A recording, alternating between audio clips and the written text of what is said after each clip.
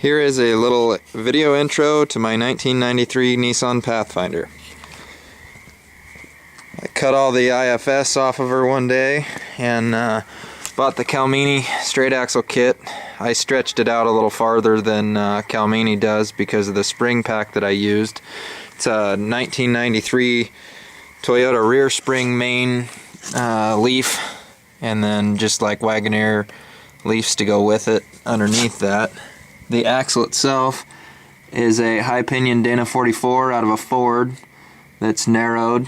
I've got alloy axles and super joints in it, and it runs out to 36-inch IROCs. There's 538 gears and a Detroit locker in there.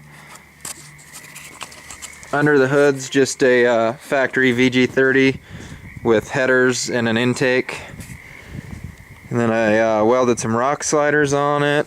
And in the rear, I cut out the coil suspension and welded on leaf springs from Trail Gear. It's just a 5-inch kit for the rear of a Toyota that I made work in the Pathfinder with some Bilstein shocks. The rear end is a custom high pinion Dana 60 that it runs Toyota brakes, 35 spline alloy axles, and 538s in a Detroit. Underneath here we've got the Northwest Fabs adapter for the dual cases. It's got a TX10 reduction box that runs into a Dana 300 that I've got flipped over, and custom cable shifters that me and a friend made out of just some factory Nissan automatic shifters.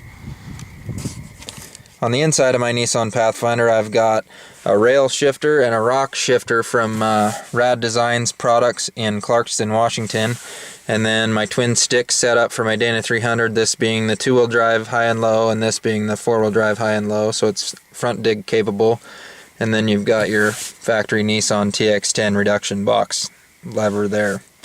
The rail shifter is a pretty sweet little setup. It's in first gear right now, and you can just bump up through all the gears, then it'll hold whatever gear you're in until you move it to a different one. This switch here, it allows you to run from the TCU factory style or on the rail. And then when it's in combination with the rock, when you're out wheeling, you got it in drive, which would be any gear that you're holding in the rail. And then if you just need to back up, you just bump it straight into reverse and you're backing up, and then you're back off into drive again. It's a pretty amazing deal. I just used it this weekend for the first time and I absolutely love it.